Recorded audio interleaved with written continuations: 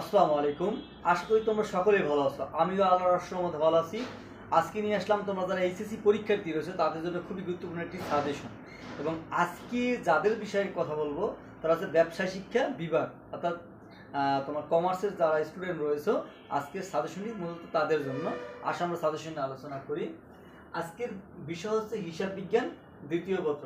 হিসাব বিজ্ঞান দ্বিতীয় পত্র তোমরা যারা এইচএসসি পরীক্ষার্থী রয়েছে আজকের সাজেশন তাদের জন্য। এবং তোমরা জানো ইতোমধ্যে যে আমার প্রত্যেকটা সাজেশন কিন্তু 100% কমন পড়ে। সেই জন্য আমি বলবো তোমরা অবশ্যই আমার এই ভিডিওটা মনোযোগ সহকারে দেখার চেষ্টা করবে এবং আমার কথাগুলো অবশ্যই মনোযোগ সহকারে শুনবে এবং আমি যেভাবে বলি সেভাবে তোমরা অবশ্যই পড়াশোনা করবে, তাহলে 100% শিওর থাকো খুব ভালো একটা রেজাল্ট করতে পারো। এবং এই সাজেশনটা আমি সাজাইছি 3 ফরম্যাটে। দেখো, তোমরা যারা খুব ভালো স্টুডেন্ট তাদের জন্যও রয়েছে, এবং তোমরা যারা একটু দুর্বল স্টুডেন্ট তাদের জন্য রয়েছে, এবং তোমরা যারা পাস করতে চাও তাদের জন্য ব্যবস্থা রয়েছে। অর্থাৎ যারা শুধু পাস করতে চাও, শুধু 33 পেতে চাও, তাদের জন্য কিন্তু ব্যবস্থা রয়েছে। অর্থাৎ তোমরা যারা এ প্লাস পাবা তাদের জন্য আছে, যারা এ গ্রেড পেতে চাও তাদের জন্য আছে, এবং যারা পাস করতে চাও তাদের জন্য ব্যবস্থা আছে। আসো আমরা, এবং তোমাদেরকে সকলকে বলতেছি, তোমরা যারা আমার পেজ এবং চ্যানেলের মাধ্যমে ভিডিওটি দেখতেছো অবশ্যই পেজটাকে প্রমোট করার চেষ্টা করো বা ফলো করার চেষ্টা করো, এবং যাতে তোমাদের স্বার্থেও কাজে আসে, বড় ভবিষ্যতে যাতে তোমার সাজেশনগুলো অবশ্যই পেয়ে যাও। এবং চ্যানেলটাকে অবশ্যই তোমরা সাবস্ক্রাইব করে বেল বাটন বাজিয়ে দেবা এবং একটি লাইক কমেন্টের মাধ্যমে অবশ্যই জানাবা যে তোমাদের আরো কি সাজেশন প্রয়োজন। আসো, হিসাব বিজ্ঞান দ্বিতীয় পত্র, এখানে তোমরা জানো যে তোমাদের দুইটা বিভাগ থাকবে, ক বিভাগ এবং খ বিভাগ। ক বিভাগের দুইটি কোশ্চেন থাকবে, যে দুইটা কোশ্চেন অবশ্যই মাস্ট বি লিখতেই হবে, এর কোনো বিকল্প নাই। মানে তুমি কোনো খ বিভাগ থেকে যদি তুমি কোনো একটা কোশ্চেন বেশি লেখো তাহলে কিন্তু হবে না। তোমার এই ক বিভাগে যে দুইটা কোশ্চেন দেওয়া থাকবে, দুইটা কোশ্চেন তোমার লিখতে হবে, কোনো বিকল্প নাই। তার মানে দুইটা, এটা শর্ট করা সম্ভব নয়, এটা তোমার দুইটাই লিখতে হবে। এখন এই ক বিভাগের যে দুইটি কোশ্চেন তুমি পাবা তা মাত্র পঞ্চম অধ্যায় পড়লে, অর্থাৎ পঞ্চম অধ্যায়ে যে তোমার রয়েছে যৌথ মূলধনী কোম্পানির আর্থিক বিবরণী, এই যে অধ্যায়টা আছে এই অধ্যায় থেকে দুইটা কোশ্চেন করবে। এই দুইটা কোশ্চেন তোমার খুব ভালোভাবে পড়তে হবে। এখন আসো, তোমরা সবাই তো আর এই পঞ্চম অধ্যায়টা দক্ষ না, তাদের জন্য ব্যবস্থা আমি রাখছি যে কিভাবে তোমরা এটা না পড়লেও তোমরা একটা ভালো রেজাল্ট করতে পারো মোটামুটি। তাহলে তোমরা যারা এ প্লাস পেতে চাও তাদের অবশ্যই পঞ্চম অধ্যায় পড়তে হবে। যৌথ মূলধনী কোম্পানি আর্থিক বিবরণী অবশ্যই মাস্ট বি পড়তেই হবে, কোনো বিকল্প নেই। এখন আসো খ বিভাগ। খ বিভাগে যে 9টা কোশ্চেন থাকবে, 9টা সৃজনশীল প্রশ্ন থাকবে, যে 9টার মধ্যে তোমার 5টা সৃজনশীল লিখতে হবে, অর্থাৎ 5টি সৃজনশীল তোমার লিখতে হবে। মোট 60টি সৃজনশীল তোমার অ্যান্সার করতে হবে।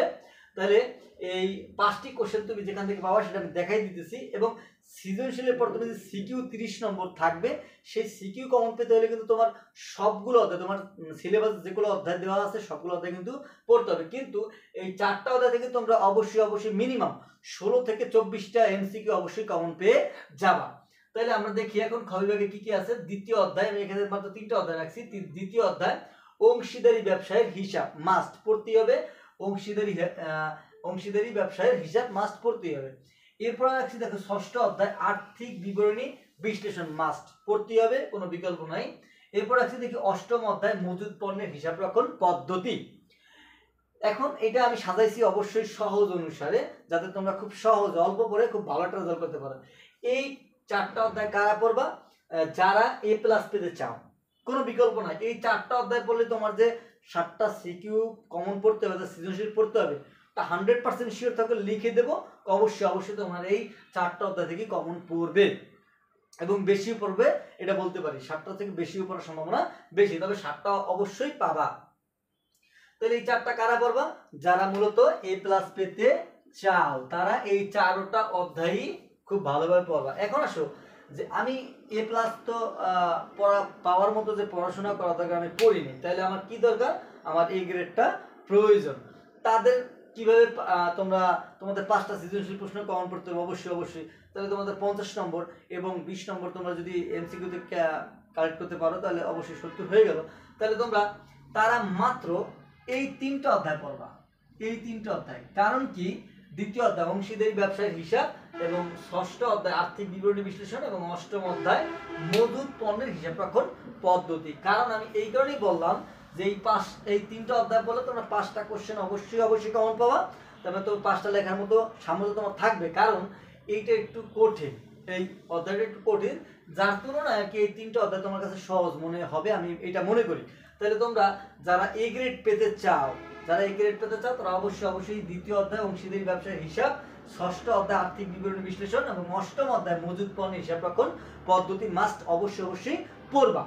এখন আসো যে না আমি তো এইটাও পড়ার মতো যে পড়াশোনা করা দরকার তা আমি কিন্তু পড়াশোনা করি নাই, তাহলে আমি শুধু পাস করতে চাই, এটা 33 আমার পাইলে হইলো, তাদের জন্য ব্যবস্থা আছে। তারা মাত্র 2টা অধ্যায় পড়বা। কোন 2টা অধ্যায় পড়বা? এই 6ষ্ঠ অধ্যায় পড়বা এবং 8ম অধ্যায় পড়বা, আর্থিক বিবরণী বিশ্লেষণ এবং মজুদ পণ্যের হিসাব রক্ষণ পদ্ধতি। এই 2টা অধ্যায় যদি তুমি পড়ো, 3টা সৃজনশীল প্রশ্ন, 3টা সিকিউ তোমরা অবশ্যই কি পাবা? কমন পাবা। তো তোমার লাগবে হলো 24, পাস করতে লাগবে কত? 24-এর মতো, মানে 23 পয়েন্ট সামথিং তোমার লাগবে, তার মানে 24 লাগবে। তাহলে তুমি সেই 24 কিন্তু অবশ্যই এখান থেকে পেয়ে যাবা। এবং সিকিউ যে তোমার লাগবে 10টা, সেটাও কিন্তু এখান থেকে তুমি কমন পেয়ে যাবা। সেজন্য আমি বলবো যে তোমরা যেভাবে আমি সাজেশনটাকে সাজাইছি, যেভাবে আমি তোমাদেরকে বললাম, ঠিক এইভাবে যদি তোমরা প্রিপারেশন নিতে পারো, শিওর থাকো তোমাদের ভালো রেজাল্ট ঠেকাবে, কেউ ঠেকাতে পারবে না যদি সৃষ্টিকর্তা না চায়। এবং প্রশ্ন ক্যাটাগরি যদি ঠিক মতো অ্যানালাইসিস করে যেভাবে দেখছিস যে তোমার এইভাবে কিন্তু সাজেশনগুলো বা প্রশ্নগুলো করে, সেজন্য আমি বলবো যে তোমরা এই সাজেশনটা অবশ্যই ফলো করার চেষ্টা করো। এখন আসো, তোমরা যারা আমার এই চ্যানেলটাকে অবশ্যই ফলো করো, দেখো নিয়মিত, তারা অবশ্যই আমার চ্যানেলটা পেজটাকে অবশ্যই দেখবা, ইমদাদুস কোচিং, EMDADULS ইমদাদুস কোচিং বলতে COACHIN কোচিং। এই পেজটাকে অবশ্যই তোমরা ফলো দিয়ে রাখবা। এবং তোমাদের যত গুরুত্বপূর্ণ সাজেশন আছে তোমাদের এইচএসসি পরীক্ষার জন্য, প্রত্যেকটা সাজেশন আমার চ্যানেল এবং পেজে তোমরা অবশ্যই পেয়ে যাবা।